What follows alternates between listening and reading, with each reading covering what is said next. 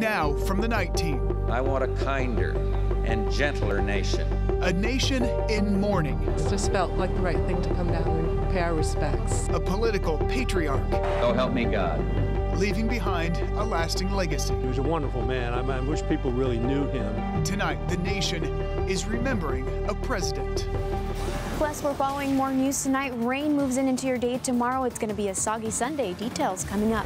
Then, an investigation underway in Lawrence after a 5-year-old dies. Also, a man now under arrest after a wild ride in Milton. And the Patriots getting ready to fight the Vikings in a key showdown in Foxborough. 7 News at 9 starts now.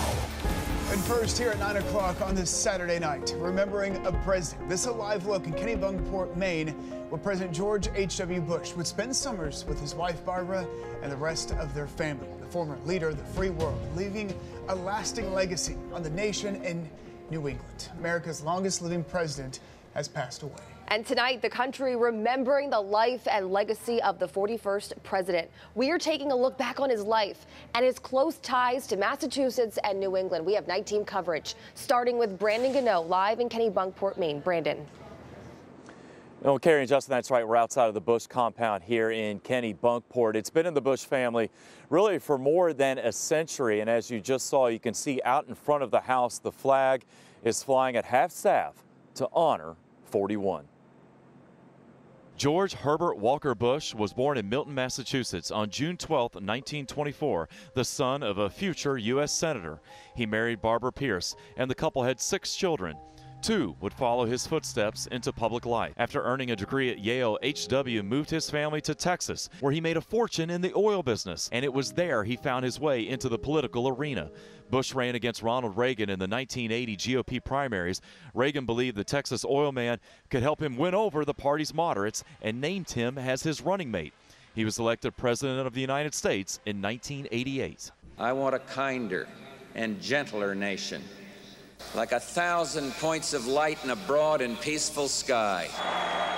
So help me God.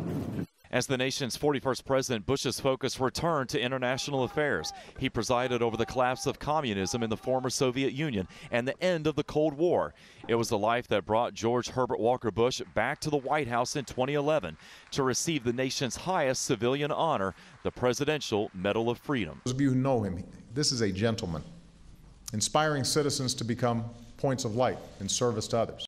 At his wife Barbara's funeral earlier this year, 41 posed for a photo with the other surviving former presidents. Former President George W. Bush said in a statement, George H.W. Bush was a man of the highest character and the best dad a son or daughter could ask for.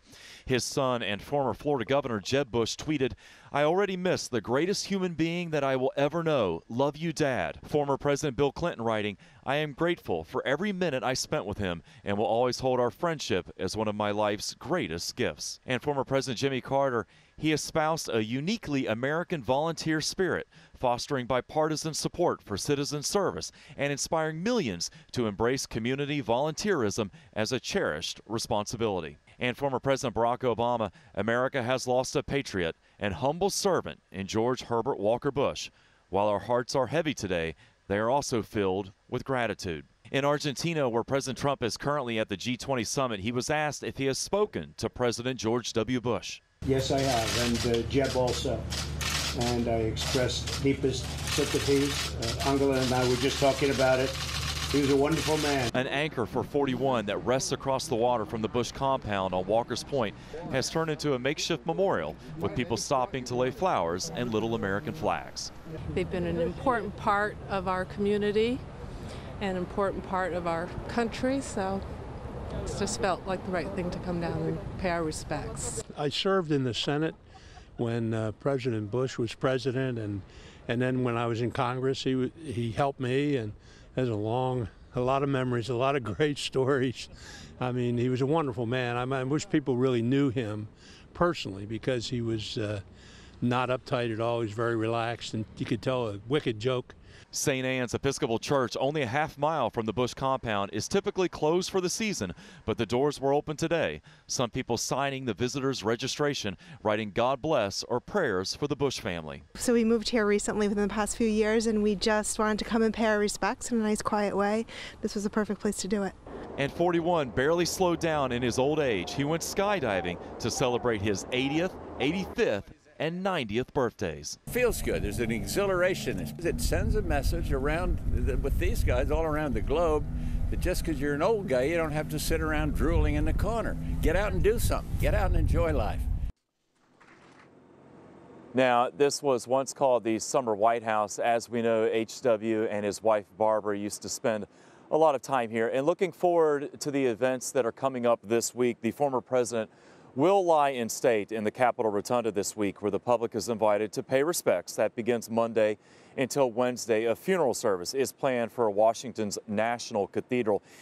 He will then be buried next to his wife and daughter in the family plot, which is on the grounds of his presidential library at Texas A&M. Now, Barbara Bush passed away earlier this year in April. The couple had been married, listen to this, for more than 73 years, and that is the longest of any presidential couple in history.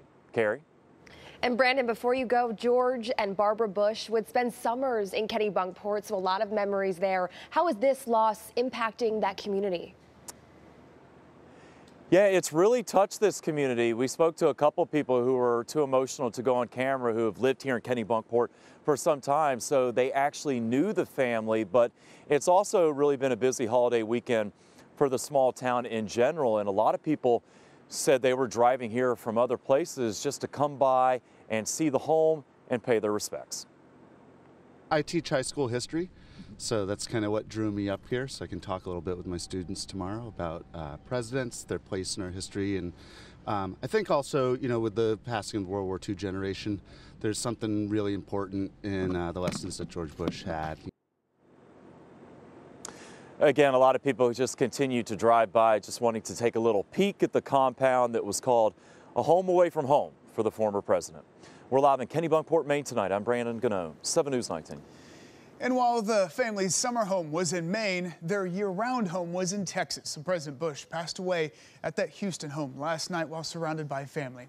Karen Kafa continues our coverage from Texas. And Karen, Houston is a place the Bush has called home for years. What's the response from people there tonight? Well, Justin, no matter where the Bushes went, whether it was Washington, whether it was his role as envoy to China, whether it was ambassador to the UN, they always came back here to Houston. And so losing both Barbara and George Bush in the span of about 8 months is pretty tough for the city. They were fixtures at a lot of big events, sporting events, entertainment events. They had a favorite pizza shop, Fuzzy's Pizza, that they would frequent that even had items on the menu named just for them. So the city of Houston really feeling this. And we've seen outside the Bush family home, that gated home, we've seen a number of people leaving tokens, mementos. Someone draped a flag over it. Actually, one of the Bush sons, Neil Bush, came out to speak with reporters and others just a little while ago. So the family really showing their appreciation for the love that this city has given to them. And of course, George H.W. Bush was a college athlete, and so when he came to Houston, he eventually adopted the sports teams. It was such a great moment when Houston hosted the 2017 Super Bowl just weeks after both Bushes got out of the hospital. They were down there on the field to participate in the coin toss. They'd also been seen frequently at Houston Astros games, supporters of the Houston Texans, and so a number of Houston sports figures, including Justin Verlander of the Houston Astros and J.J. Watt of the Houston Texans, on social media today giving their tributes to the former president. So the loss being quite felt here. And in addition to those services that will take place in Washington starting on Monday, the former president will come back here for a service at St. Martin's Episcopal Church, where he and Barbara Bush worshiped for decades. The congregation grew exponentially while they were there. Well, he will come home for one final service before he is buried in College Station, Texas. That, of course, is home to the Bush Presidential Library and where Barbara Bush was buried earlier this year. Live in Houston tonight, I'm Karen Kafa, 7 News 19. President Bush had deep ties to New England. The 41st president was born in Milton back in 1924. Today, many people placing American flags and flowers at a memorial at the home where he was born. The 19's Jonathan Hall is live in Milton with more. Jonathan. Gary, George Bush's parents were renting this house back in the 20s as his dad worked in Boston. He only spent the first 6 months of his life here, but for the town of Milton, they are so honored by that half a year. It's been a steady stream, people stopping by this historic home on Adams Street to lay bouquets of flowers and plant American flags at the birthplace of the 41st president. It was unparalleled, especially in light of today's politics. And yeah, he was a gentleman. A man who campaigned for President George Bush came by to pay his respects. He says he will also be attending the funeral. George Bush was truly a great American, a great president, and I was very proud and happy to have served in his campaigns over the years.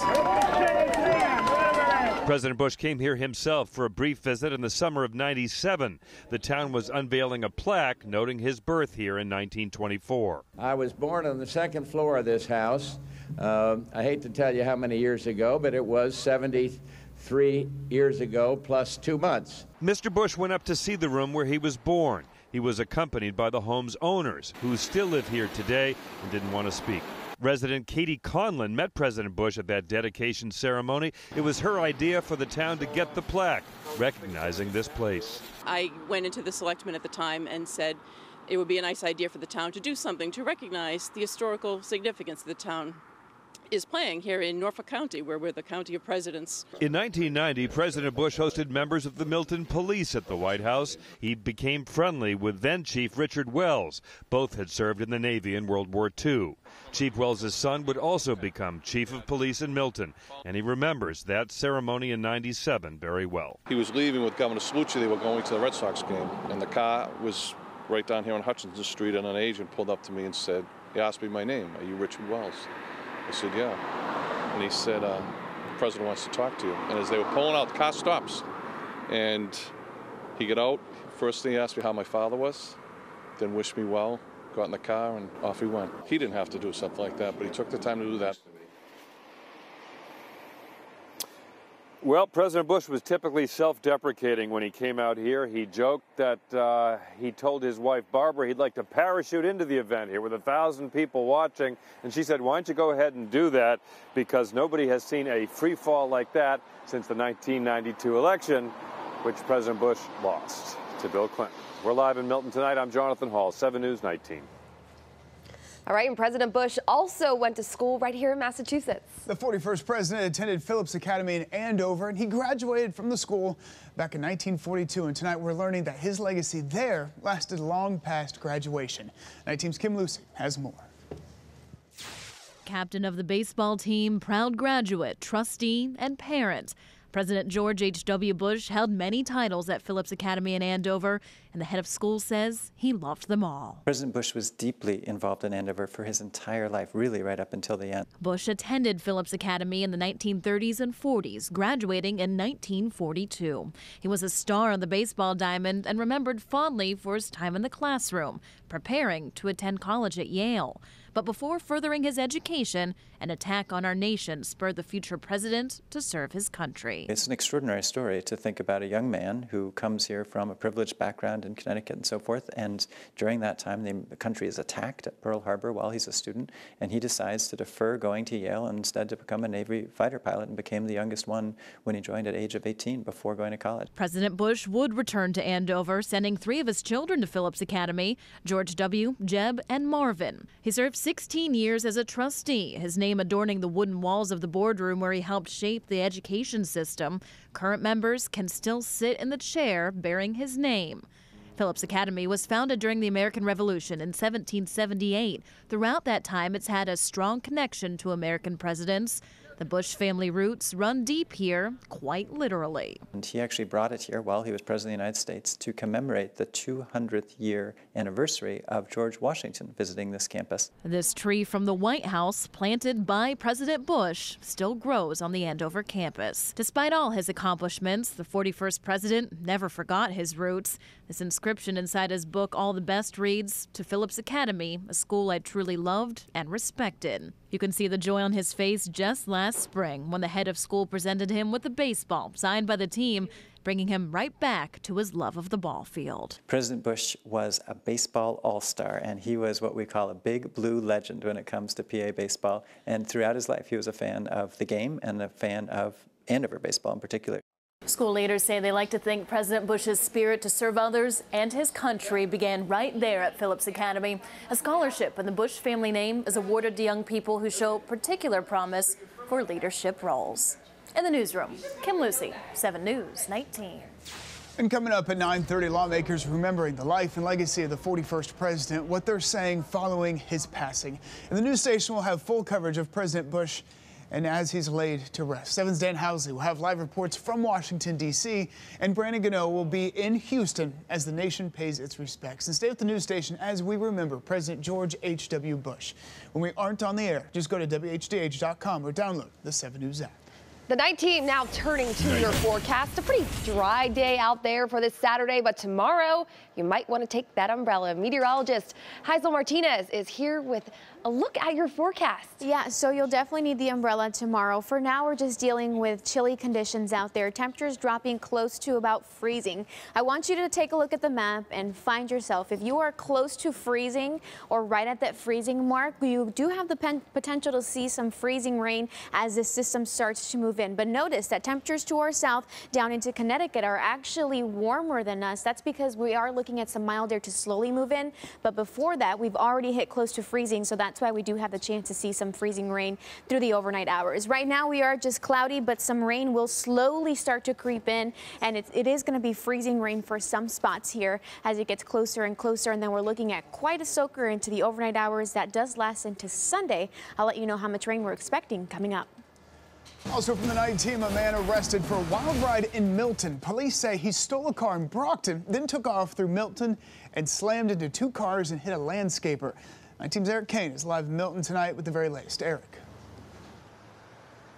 Justin, police say that this all started nearly 20 miles away in Brockton, where the suspect allegedly stole a car. Police here in Milton started their pursuit at this intersection, and that was before the suspect allegedly hit multiple cars and a pedestrian.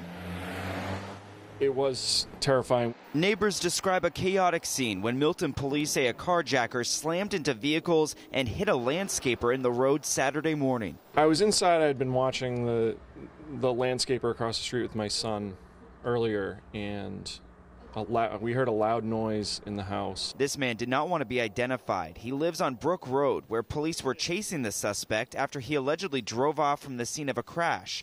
While trying to get away, police say the car thief sideswiped another car before hitting a landscaper working in the area. He was clearly breathing, but his eyes were closed and he wasn't responding to anything I was saying, and his nose started bleeding within a few seconds of me arriving there. The neighbor called 911. Down the street, police say the suspect careened out of control into a parked car. He then bailed out and tried to run away, but officers caught him quickly. It was a crazy scene all day. Police say the suspect is a 32-year-old homeless man, and sources tell 7 News he stole this tan sedan in Brockton. The landscaper that he allegedly hit has several injuries to his head and legs, but police say he is expected to recover. That's a huge relief. That was unclear when we first got there. And the suspect will go before a judge on Monday. Live in Milton, Eric Kane, 7 News 19. An investigation underway in Lawrence after a death of a child. Police were called to the home on Bowdoin Street after reports of an unresponsive child. The 5-year-old boy was taken to the hospital where he was pronounced dead. Investigators say they don't know how he died, but they say the boy had a medical condition. A child rushed to the hospital after being struck by a piece of machine equipment in Harwich. It happened just after 3 o'clock this afternoon on Main Street. We're told the child is in serious condition. The cause of the accident is under investigation. And police on the hunt for 2 men responsible for a bold break-in in Melrose. They managed to get away with thousands of dollars worth of purses, and they tried getting into several other shops. The night team's Kim Lucy has more.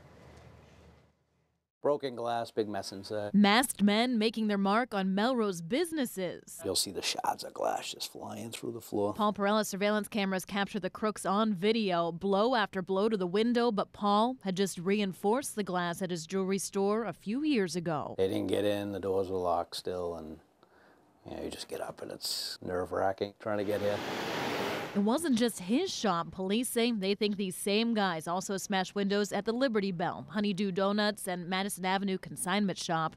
That is where they finally got in. It's very hard to watch. It's invasive. It's scary. Katie Murphy says her cameras also captured images of the thieves, but they got away with at least $16,000 worth of designer bags. These were brazen professionals who had this plan and they were ready to do this. Nothing was going to stop them. It all happened around 3 a.m. Friday. Katie says she noticed a few guys at the same time a few months ago who seemed to be casing out her store and reported it to police. Now she and other small business owners in Melrose are hoping they're caught. They need to go to work, get a job, make some money, go buy their own stuff instead of try to steal people's stuff. It's a huge loss, especially going into the holiday season. We lost the inventory, we lost the ability to sell it, and now we're losing days in our business to recoup.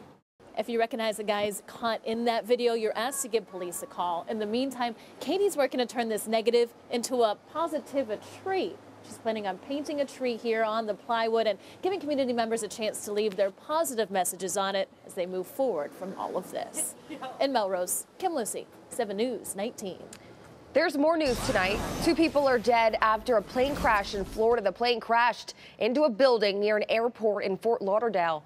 The crash sparking a fire inside a building that was home to an autism therapy center for children. 8 teachers and 5 children were inside at the time. All the children got out safely. 1 teacher was hurt, but she is expected to be okay. No word on what caused that crash.